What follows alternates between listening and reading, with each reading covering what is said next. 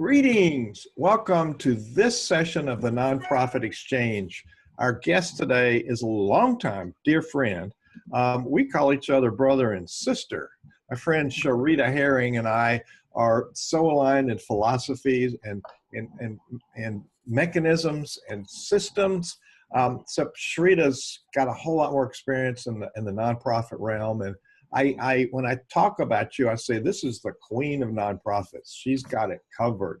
So there's no way I can talk about the vast experience that you have and the knowledge base you have and your passion for working with people and helping them get launched. So Sherita, would you talk a little bit about yourself? Give people a little background, like who is Sherita Herring and why are you talking about nonprofits? And then we'll kick into the topic for the day. Well, I didn't know that I was going to step into this arena, but all my life, and I always tell people this as I'm teaching now, all my life I had been that person that even as a kid, I wanted to go and help Mr. Brown as he was raking, or if there was a kid at school that was bullied, I was the one that had lunch with them. You know, whoever we are and whatever we do shows up early in life. And it was when I relocated, I actually took my young sons and moved to Los Angeles back on July 1988. And I had the opportunity in November 88 to start working at a YMCA, and I came alive. It's like, I was loving life anyway. I was working for Sprint, teaching and speaking, actually, a trainer for Sprint. But I didn't know, you know how you don't realize that you really don't have it great yet until you step into your greatness. And it's like the YMCA really brought Sherita Herring out. And from there, in 94, I started there in 88. I quit in 94 and started the KI Foundation. What does KI mean? It stands for Creative with the K, Creative Images Foundation. And we're actually working on our name change. After being in business almost 30 years, the same way that when I work with my clients, you don't want to lock yourself into something. Well, a lot of times when people hear creative images, they think, are you a graphic design company or something like that? Where actually I was a computer trainer also when I would, and I've done graphic design. But the reason why I named it that is I help people with creative strategies and how to work in their passion creatively through grants and nonprofit. I just thought I would do something cute and call it with a K. But you know, when you're naming something, you got to watch how you're branding, because when I initially started, I kept having to say creative with a K, creative with a K, because if they can spell, they won't find me spelling it correctly with a C. So that's the story about creative images, the name. That is. So we've got an interesting topic today. It's nonprofits, the stepchild of business. Now, what is that about? Well, I call it stepchild because it's just like when, think of the redhead stepchild when they're talking about it on television, or when you think of Cinderella. Cinderella was doing a whole lot of work behind the scenes that actually no one else saw, but she received less attention. And people don't realize the impact that the nonprofit arena has, not only in the United States, but across the globe.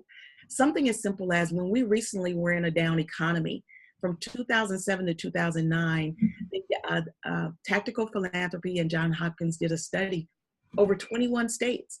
And while the for-profit arena was laying off by 3.3%, the nonprofit arena was increasing by 2.5%. Say that again? Say that again? Yes.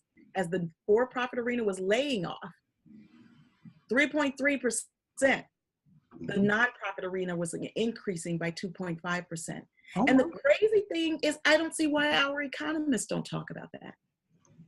They're too busy talking about the minor things that they think they're going to drive traffic to their website. It's just, you know, this is stuff of substance. My word. So sorry to get you off track there, but you threw that statistic out, and that was like, whoa, that's amazing. I know, right? When was that? When was that point in history? That was 2007 to 2009 when they did that study over 21 states. Like the nonprofit arena is $1 trillion industry, and so I think it's the third largest business sector in the United States. So when you're third largest, man, you're just throwing out some awesome statistics. Um, so you came out of the business arena to purposely move into the nonprofit arena, right? Yes, yes. Like I said, I was working for Sprint and I loved it, but it just wasn't, I don't know, my soul wasn't coming alive in I didn't see myself being there for the next 20 years. And I relocated to Los Angeles and just happened to, I was working for a temp agency and just they sent me to the YMCA, and I started out at the headquarters, which was perfect because I worked for the CFO, the Chief Financial Officer, and I saw how the YMCA handled endowments and grants and that kind of thing by working for the CFO at the headquarters. So when I moved then to one of the branches, because as a single mom, I realized that if I worked for a branch, my sons could take more advantage of the programs and services. And as an employee, it was free. Of course, that just really worked out for me. And I think for them too. I ended up becoming a grant writer and a fundraiser for the organization and doing fundraising campaigns. And it just truly immersed me into this arena. And I'm telling you, that's when I came alive. I'm like, oh my God, I found my home, Well, ever since I've known you, you've had this exuberance and passion for the work that you do, and you want to help people, and you have a nose for figuring out where the money is. And but let's talk a little bit about that piece. You worked with YMCA, you were able to do grant writing. Right now, you're teaching people how to launch and grow their nonprofit and how to make themselves fundable. There's a lot of things you do, but and you and I have been on and are on several projects together. And I very much appreciate being on projects together because I know if you're in there, you're taking care of some of the substantive parts that people sometimes do wrong. And I'm working on the people part. How do you integrate the strategy with performance? That's where a lot of businesses, nonprofits, churches, that's where a lot of organizations have their downfall. Mm-hmm. But you don't write grants now, but you help people be fundable. So, but you've got this business expertise. So you're not just blowing smoke when you're talking about how we install some of those principles into a nonprofit. So where are some of the gaps in the nonprofits where they don't really understand some of those systems that businesses use to make money? Well, there's so many gaps, but one of the first things that comes to mind is a lot of times people put the cart before the horse. They're saying, Sherita, I need a grant. But then when I look at their structure, they're not ready. Maybe some of them have even been in business for 10, 15 years and have never gone after a grant, but they've never prepared their documents for a grant. And so it's very important to be very clear on your projects. Project development in narrative form is very important. You're doing it every day, but a lot of people don't know how to put their programs into narrative form and to also show what are your outcomes. They want to hear those hard numbers. The same way that I gave you hard numbers and facts about the nonprofit arena and jobs and the layoffs, when grant funders are reading the documents of programs, no matter how effective you've been, that you've been, you've got to be clear with the funder.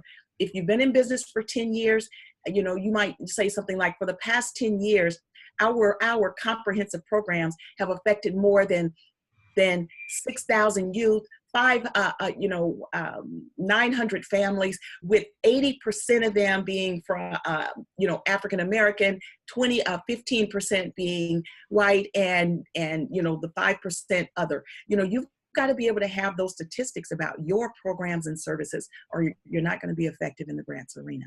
You and I meet a lot of people when we go to conferences and other places, and I find, I'm sure, I'll just see if you see the same thing. I find a lot of people that think, if I just had money, I would be successful. When in fact, what you just pointed out, they're not ready for money, because if they had money, they wouldn't use it wisely. They don't have the structure, they don't have the programs in place, they don't have the plan and the team. So besides having those things in place to be able to attract the money, even if they got the money, it wouldn't help them. What's your read on that? Well, it's like with any business. First of all, that's why I call it the stepchild of business. It is a business. It is actually a corporation. And it's like with any business, you have to know how to operate in that business. You've got to have good management. Mhm. You have to know how to brand your business. You have to know how to operate and what's when you write a grant proposal, most don't realize it, but it is a business plan. It's just to those other investors. Grant funders are investors. And so when you're submitting to them the Mhm. same way that you would do in a for-profit business, you gotta, be on your P's and Q's, and they've got to be able to see that through narrative format, which is your presented business plan or grant proposal. So if you're not ready, like for instance, I pulled up at a restaurant that I used to love in LA. And I hadn't been there for a while. And I had been telling a girlfriend of mine that came in town, her husband was coming the next day. And I was telling them about this restaurant. Well, when we pulled up, the restaurant was closed. Oh, And come to find out, doing a little background, it was closed because of poor management. Mhm. So even in this, what I call stepchild of business, you have to be able to know how to manage your business. oh, that is so crucial. That's so crucial. Uh-huh. So Russell and I have been on a journey together. He's come on and he's a wayfinder in Center Vision, and let's just say that let people know that Center Vision Leadership Foundation was you helped me set that up initially and create the 501c3 and help me get this thing launched. Since then, that was 2010, I believe. Since then, we've published a magazine for 3 years. We've had this interview series, the Nonprofit Exchange, and podcast going for 3 years. We have tens of thousands of listeners to this at this point. We're rebuilding, but we have a community for community builders. And I don't know if you know this, but I've done 25 live events in the last 2 years, impacting 22,000 people live and virtually. And so There's those numbers, those hard numbers. yeah. So we're in a place that we could start moving in the grant space. We primarily have generated revenue from business streams with event registrations and sponsor dollars and donor dollars. So we've done that kind of bootstrapping. And I'm, as you know, I'm a recovering Scottish Presbyterian, so frugal is part of my DNA. We're turning the corner, and it's just such a joy to work with such enthusiastic, competent people as my friend Sherita Herring and my brother Russell David Dennis, who have hogged the whole conversation. So say hello to Russell. Do you have some thoughts about what we're talking about, Russell? And do you have some thoughts to interject, but also questions? Well, things are getting very exciting in the sector, and so it's something that I kind of had a heart for, but I didn't know it until I met Sherita at CEO Space. Wow. And started dipping back into that experience I had at the tribe and all of the struggles by not having a diverse funding source. When I took that job, Sherita, I didn't know what I didn't know. And if I had known how much I didn't know, I might have ran for the exit screaming, thinking I'm in over my head. But once you're there and you're in the middle of it, you have to do it. So, this is passion driven. Passion is really important. And you really, really have to know why you're doing this, because there are going to be some days that are just a challenge, and that why is the only fuel. But that said, knowing what you know and what you don't know is critical so that you can go out and ask the questions. And that's what we're talking about here, as far as being able to communicate to people what you're passionate about and what you're doing, and systematically going to look for all sorts of resources. One of the things I don't think people think about when it comes to grants is, did they actually invite me to apply, or did I talk to somebody on the ground before I wrote the application and stuck it in the mail? So I think that we're starting to understand, that people are starting to understand now how important relationships are. And, it's best to take the time to look for people who are in the line with us and write a few applications than to throw a bunch out and burn a lot of time. Yes. And that's really important. But this work of laying that foundation for explaining who you are, I've watched you try to do that with some smaller organizations, and you ran into some difficulties trying to help people.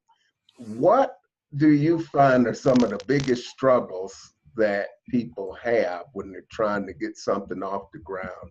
What is it that you find stops people in their tracks more often than not? Well, see, again, and that's another reason why I call it Stepchild of Business. People expect in the nonprofit arena that when they submit one grant, they should get that money.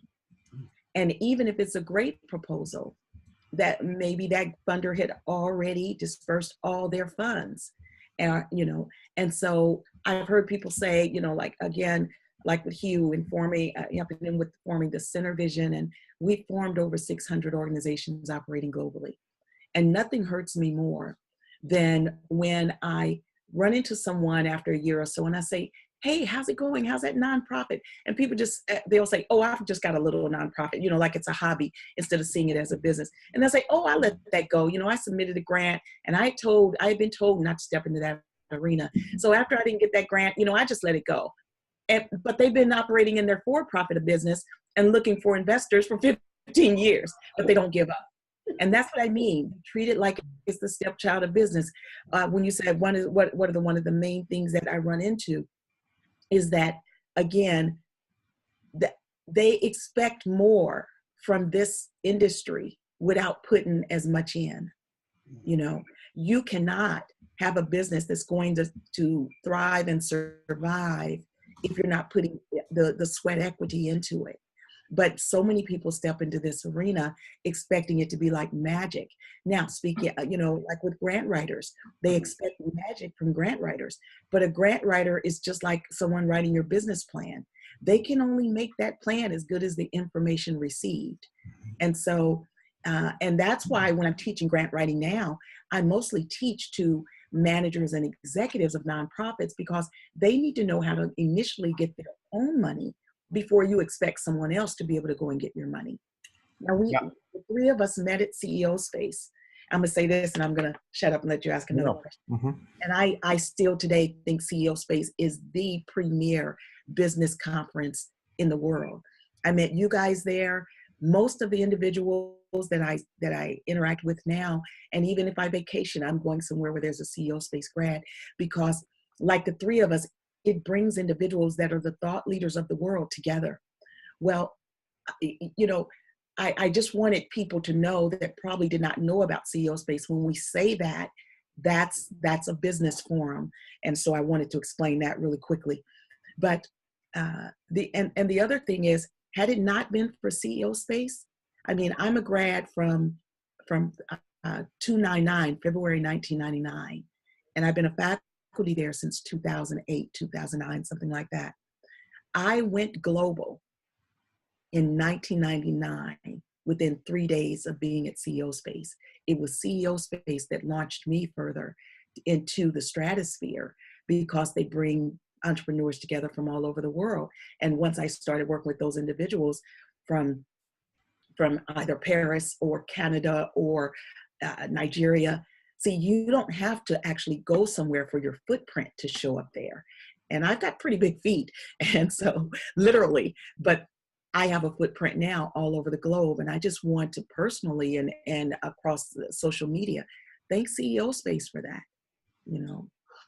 It's a global network of, and you're right. You meet influencers there that have a pretty wide footprint and influence people all over the world. And every time I see you there, it's like you're giving away free money. People are all over you. You're just like Sherita the magnet. Now you were talking about, and we're using business terms, and so people who give money to the charity are investors. And so in a business, they're looking for a return on investment, which means they get growth of their money. In a charity, I'm going to reframe. It's a different form of results. So the ROI is a results of impact. So they're investing in the impact, and I'll ask Russell to talk about how he talks to people about donating and being on the board. He interviews them about what they're interested in. So there's a couple of other R's here. You get to have a conversation, and Russell alluded to it earlier, and I'd like you to talk about creating relationships inside of these foundations. I call this ROR, return on relationships. So that, to me, people donate to you because you got a relationship and they see value, but they won't do it without the relationship. And then creating a relationship in a company for a sponsorship or a foundation for a grant, there's a relationship piece there. And ultimately, what people are funding is ROL, return on life.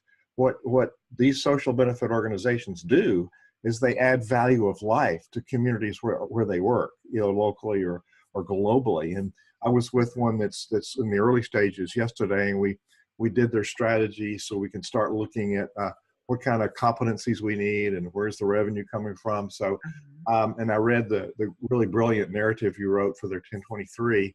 And so looking at all of those pieces of the puzzle is fascinating. But our job as resources for these entrepreneurs who are people who look at shiny objects, our work is to help them stay focused, help them stay in sequence, and help them to locate, find, and embrace the resources that will let them be successful. So go back to my return on relationship and cultivating relationships, assuming you have the data that says this is how we're organized, this is our team, this is the impact we're going to create. So talk about creating relationships in the different sectors where funds come into our business charity. Okay, there's a few things. First, when we're talking about ROI, the return on the investment, in the nonprofit arena, also that return on the investment is the write-off. See, people say, well, what's the benefit of an investor giving if they're not going to get some money back? Mm-hmm. A great write-off is money back, so that's the return on the investment. And so those funders, because they must give the money away to get that ROI, they're like that kid in the back of the room waving their hands, choose me, ooh, ooh, ooh, ooh, ooh, and then you got someone else that's reading a book, and they're hiding behind their book like this because they don't want to answer the question. So to me, that's almost like where the investors are. They're most people don't even know where they are. And so, but the teacher, just like those that are trying to do business that are afraid of the nonprofit arena, they're always choosing the one with the book. They're always choosing the one that's hiding because they think that that's the better bet. And so that's how people are looking at grants and those investors that are waving their hands saying, choose me because that's the only ROI I'm going to have, the only way I'm going to reach it. And they're ignoring them. They're saying it's too good to be true. Now, I want to also talk about relationships. I always advise be a little careful about relationships because when you're submitting for grants, see now donors and those especially donors, those people that know you, where you cultivated relationships. Yes, people give to people. And when you're raising dollars, that's what happens. But when you step into the grants arena, or when you go into sponsorships and you're going after a sponsor like from Kellogg or Target, it really is supposed to be dependent upon the document that you created. If someone can get a sponsorship, like if I can get a sponsorship from the California Community Foundation because of my relationship with someone that works there, that's conflict of interest. And an organization is doing wrong by that. Yes, they're supposed to know who you are. You can call them and kind of talk to them about your program or project. Please don't call, you guys don't call every grant funder with all kinds of questions. But if you can easily call them and say, look, you know what, I've been reading your guidelines and my organization is doing this. And I'm just wondering, are we a fit? Should I go on and submit this? And you can speak to their community liaison. And yes, they will answer those kinds of questions. But they don't want you calling and going as you're going down the guidelines, calling back, oh, on question 6, it says this. And then after they answer that, call back, you know what, on number 8, no, that's not going to fly. And so with relationships, yes, they're important for sponsorships and donations from those that, especially when they're giving from their own dollar. When it's based on it coming from a company, it is supposed to be dependent upon how well your document was written and it fits their guidelines versus a relationship. An organization can pretty much be shut down. That's going against their IRS guidelines and the way that they're supposed to be operating as a giver of funds. it's supposed to be no conflicts of interest and solely based off of what was presented. Mm-hmm. Russ, you got a question in this arena? Yeah, I love that. You know, it's that part of that relationship building. What they like when you approach these folks is that they know you've done their homework.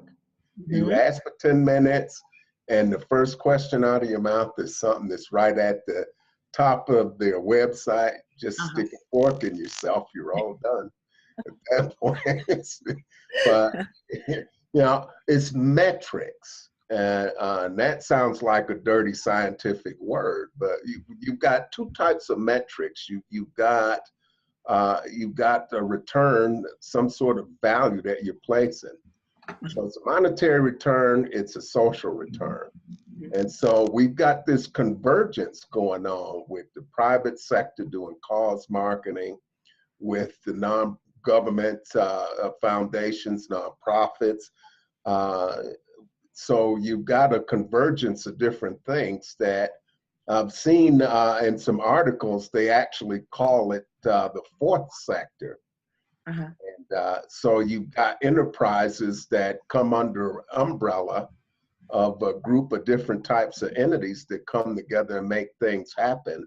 But we're looking at value, and you have to demonstrate some kind of value. And when you're putting your information together in this wonderful framework, you've probably seen the framework that Hugh and David Gruder built. And as part of my wayfinding duties, I like using that because it gives me a baseline to start asking questions. And when I sit in front of somebody and I talk about all of these things and I start asking all of these questions, they think, oh, you know, what is all of this paperwork you got here? A lot of this stuff looks kind of tedious. Some of it looks touchy-feely, and but if you don't take the time to do that stuff, you're not really clear on what it is that you offer people. So, and I tell them, I said, by the time we take time to sit down and work through these handouts that I have, and then we start plugging stuff into this framework. It's not a full strategic plan, but it's a framework. I said, once we walk you through that process, we put things in here, then you have some clarity and you can go out and you can go build these proposals. I think people are under the illusion that if you get some fundraising whiz in, you get a grant writer, all your problems are solved, you can just sit back, cut them a check, lean back, put your hands and just watch the money roll in. That's not quite how it is, because nobody knows your organization like you know your organization. Yeah, that is right. And so people help you get there. And I think part of that appeal when people, and I love watching you at CEO Space. I don't get a lot of my Sherita time because the mob is just there. So, but it's marvelous to watch you there because people flock to you. And it's not just because you're so wonderful. You're a wonderful person to spend time around. But people start thinking, I really want to do something. I got a heart for doing something. And it just looks absolutely impossible. And they look to you. How many of these folks that come to you, and I know that you're mobbed all the time, but how many folks that you talk to spend a lot of time talking about that passion, but then talking about how impossible it is? Oh my God. And what are the first things you say to them to get them over that hurdle?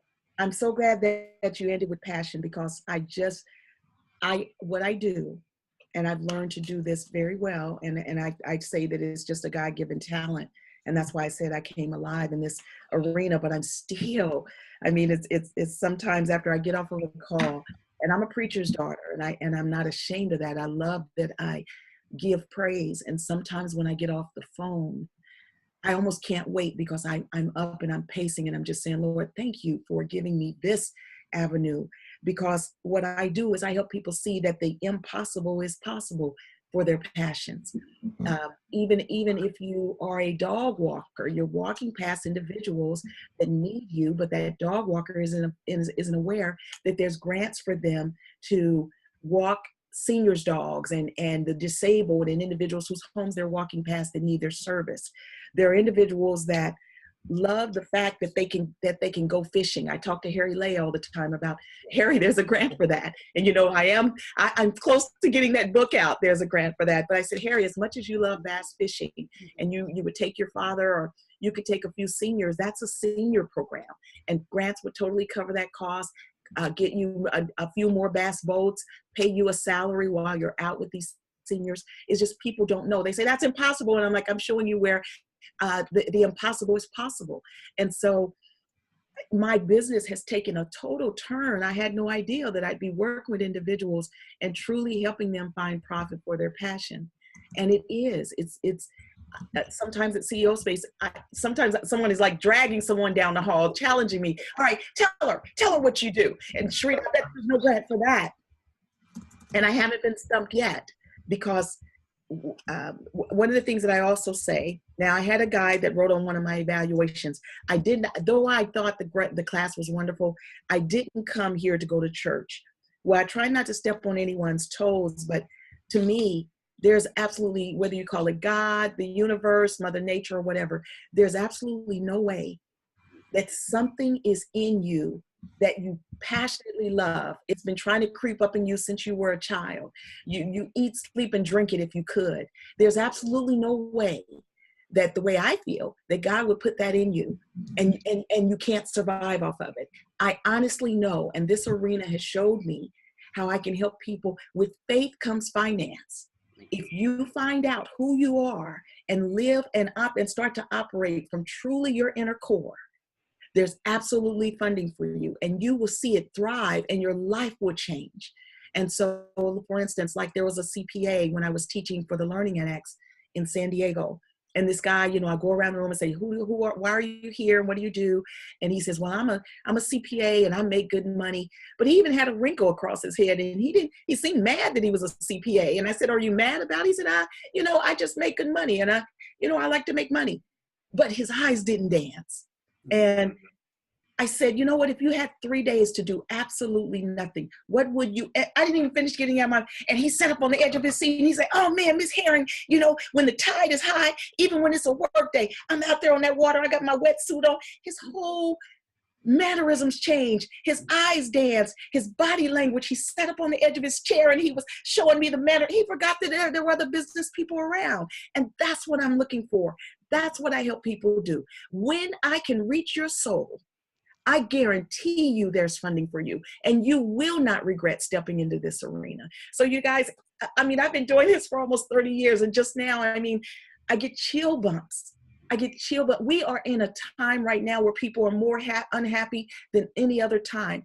We're at a time where men spend an average of 11 hours more a week than women in leisure time. But yes, even myself, I want to work. I want to fry the bacon, put it in the pan, fry it, you know, and all that.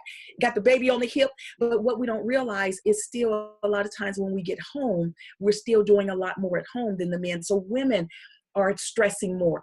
85% of people across the globe spend 8 to 9 hours a day in jobs that they despise.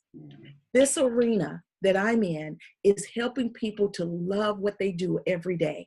It's changing lives. And you guys, the excitement I know will never die for me in this. I love it. So I was working with our friend Philip yesterday on his Mr. Arbeck. AGIF Foundation. And Yes. A friend of mine called and said, why don't you come over? He founded a worldwide nonprofit called, he founded it as Stop Hunger Now. And it's now Rise Against Hunger. You may have heard of it. I think he said they're gonna pack 88 million meals this year, and their vision is to eliminate hunger. Period. And the UN has come on. They think we can eliminate hunger by 2030, but there's organizations that do that, have high impact. So as we were talking about the vision and the mission and the unique value proposition and solving the problems, he said, you know, we need to define the impact of your work. And so most people aren't aware of the impact of nonprofits globally or even in their area. we're not very good at describing it. So talk a little bit about how do we as leaders focus on the impact that we have, and how do we define that, and how do we share that? Well, are you talking about the leaders in general, or are you talking about as far as the information that's going to go into their documents? The leaders in nonprofits, they really, I see a lot of documents that don't have it, but just generally when they talk to their board, they speak at Rotary, they send out a newsletter, how do they get their head around, we really need to talk about the impact in any sense. So those people that are clergy or their nonprofit executive director, how do we help people get their head around defining that impact that's so important, that really is part of attracting, or a big part of attracting the funding they need? Yes, well, in the nonprofit arena, they call it more deliverables. How do you define your deliverables? And it's like if I'm talking about KI and someone said, Sherita, how do you define your deliverables? What are your deliverables? What impact have you had? And so, I may say since 1994, we formed over 600 organizations. I've aided in raising over 30 million, coaching from global leaders like Vicente Fox to those that are working in the trenches at Skid Row in Los Angeles, California.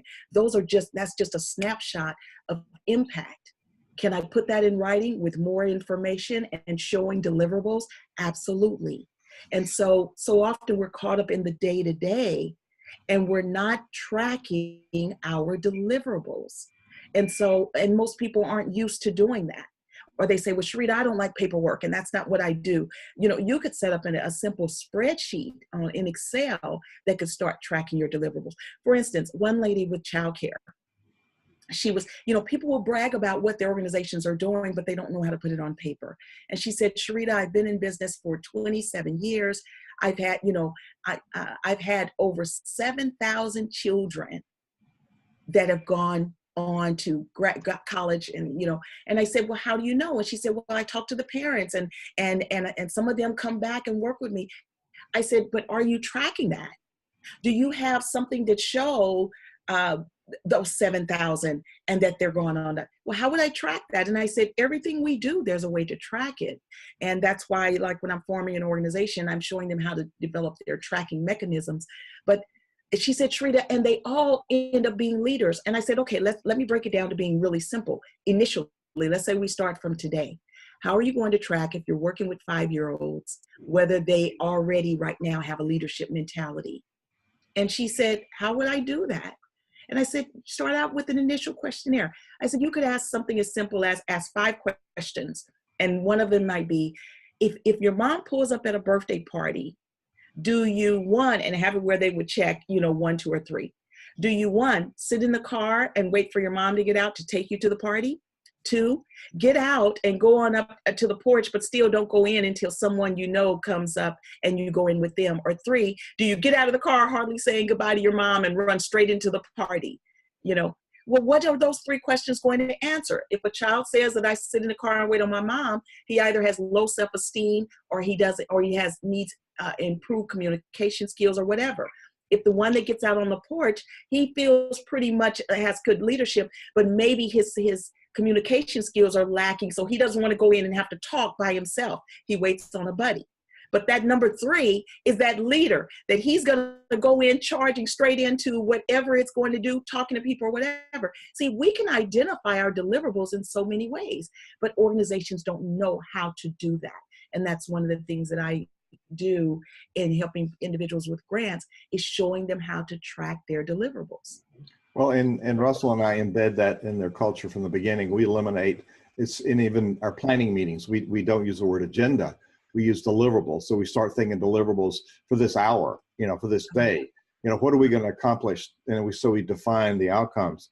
And we talked about this earlier, and I want to see if we can put it in capsule form, bullet points, or just go back to why nonprofits don't get funded. You talked about that. I just want to kind of isolate it here, because there's so many people that say, I tried it, it didn't work. And I want to say, well, I wanted to lose weight, so I tried running one day last year and it didn't work.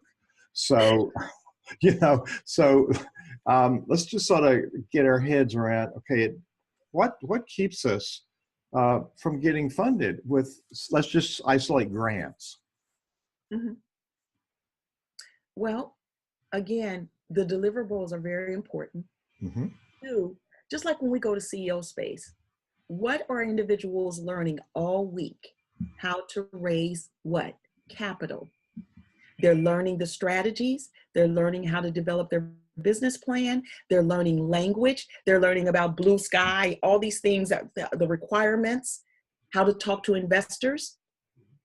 But the moment someone steps into the nonprofit arena, they say, oh, I don't want to learn that. I need a grant writer. They're going to learn that. Why is it that people will learn all the steps that they need to get the funding for their for-profit business, but they don't want to learn that in the nonprofit arena?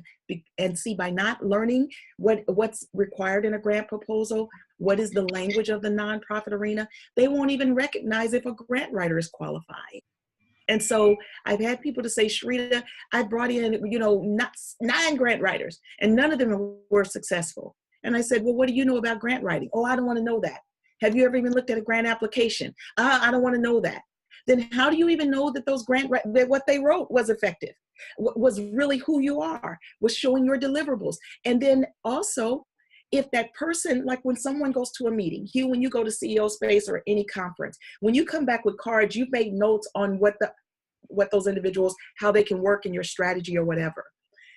If someone is constantly at meetings where the grant writer is not, they're at meetings, they're networking, all of that, they don't know to bring that information back to the grant writer, because that's planning and development funding. Do you know, if those that are listening, if you go to Google, that's where I get my best searches.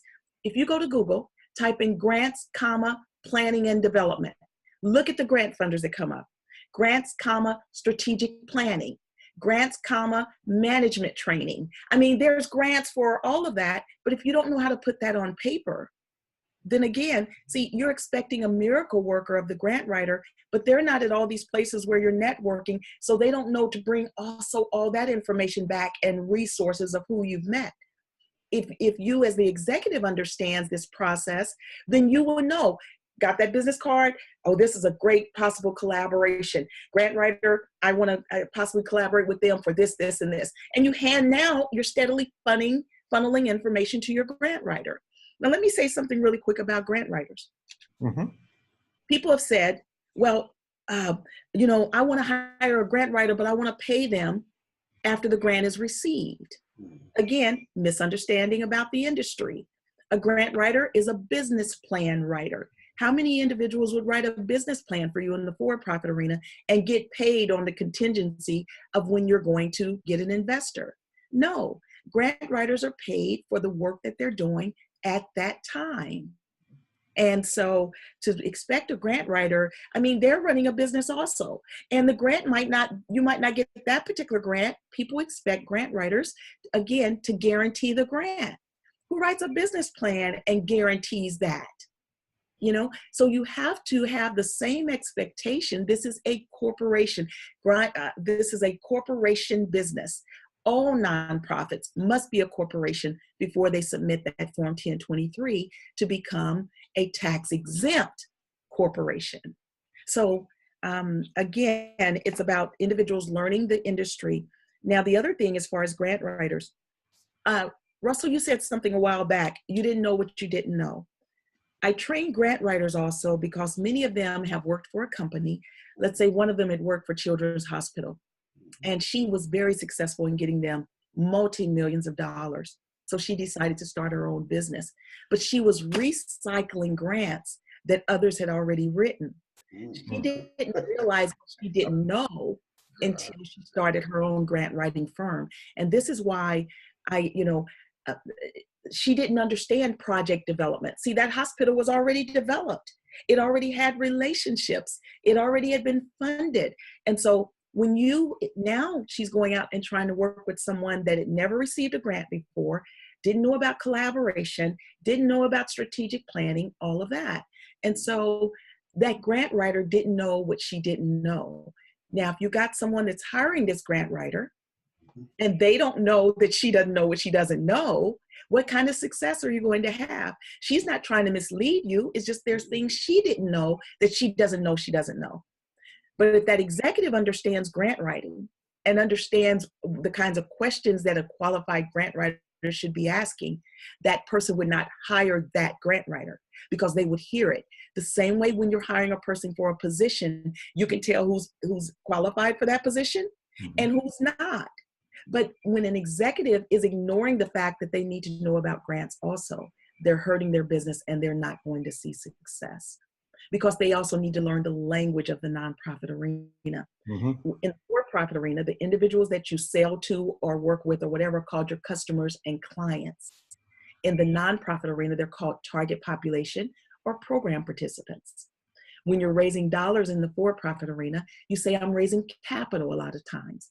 In the nonprofit arena, if you say you're raising capital, and a nonprofit investor, a grant funder might be hearing you, but you don't realize most of the time when you say capital in the nonprofit arena, it's for bricks and mortar. You're looking to raise the dollars for a building or rehab a building. Maybe that investor that's listening to you only gives dollars for salaries and programs. So now you've missed that investor because you aren't using the right language. Yeah. Okay? Yeah. Well, that makes a huge amount of sense. Russell, what are you thinking? Language is everything. And, that out of those 4 steps to building a high performance nonprofit, that 4th step is communicating the value you bring. And this is where people miss the boat. If you're not clear on value, because there's a sense that we're walking in here, oh God, please give us some money because we're really helping some really sick children. And we really, really need this money. And what you're doing is you're walking in, you're offering valuable service that either a business or other government entity, nobody is positioned to do the things that you can do. You've got something that's unique. You're filling something that's not out there. People don't understand that. They'll teach that in business school. How do you differ from other people in the market? Well, if you differ, that's not a bad thing, but who else is doing the same type of work? Are you duplicating this? If it is similar to somebody else, are you benchmarking on somebody who's been doing this very successfully? And who are your partners? Yes. And nowadays they expect you to play nice and collaborate. Sherita probably remembers a time back in the old days when you did a collaboration. We did a manufacturing collaborative with all 5 of the tribal communities up in Maine about 20 years ago. And everybody was really excited because that was unusual. It's expected now. You've got to know how to play nice with others. Well, and see, the thing is, even for-profits are collaborating. Now, they make, in the nonprofit arena, we say collaborate. Now, I'm starting to hear it more in other industries, but it's always that language has. Uh-oh. Got some Wi-Fi stuck there. Okay. Those are collaborations. And so, and they're collaborating because it brings more customers in the door. And you're serving a broader range of people than you would have been on your own. And this is why grant funders want to see collaboration. They want to see a bigger bang for their buck. And so the nonprofit arena operates so similarly to the for-profit arena, but people think it's different, and it's not.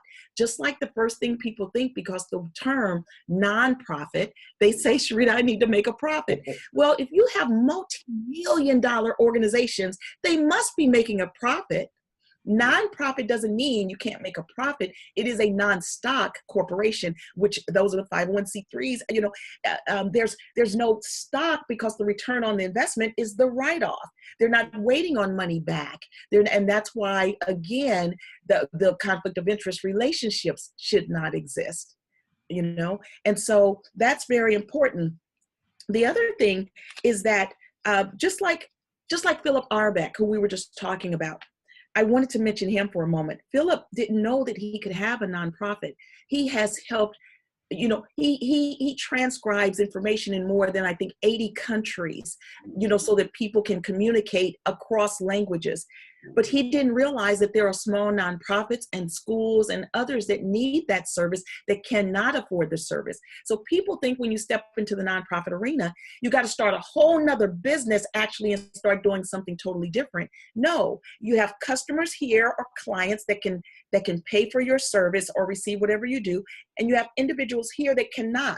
All grants do is it evens the playing field. So the charity is not you working for free. It is the individuals able to receive your service either at no cost or lower cost, because the grants are paying you to do that exact same service. You're just broadening your client base with grants and making a difference at the same time. And I love that. And no matter what you're doing in this arena, you're making a difference. How cool is that? That is exciting. So we got the last countdown here to the top of the hour with this recording. I'm going to give a sponsor moment here, and want to give you the last comment, Sherita, just to summarize. What's the most important thing people can do in their charity? What's a tip or a thought you want to leave people with? Our podcasts are sponsored by WordSprint. Bill Gilmer and his team at WordSprint print non-profit performance magazine. Russell and Sherita have been contributors to the magazine. It's a resource for leaders everywhere, especially for those leaders in the nonprofit sector. But over and above having a print house, Bill Gilmer works with charities everywhere with donor relations programs. He does a mail campaign to let your donors know about the good work you're doing. That way, the donors are engaged with the messages about the impact of the dollars that they've given you. So when you come around to your annual campaign, they're going to be donors again, and they might raise the donation, and they might invite others. So go and check out WordSprint, like fast, wordsprint.com. And there's a tab there if you want to have a free consultation. Bill he's done this for decades, and he's got research that shows the results from you managing the relationships and keeping your donors informed. So Sherita, what do you want to leave people with as we close out this amazing interview? Well, I want them to pay attention in order to have impact.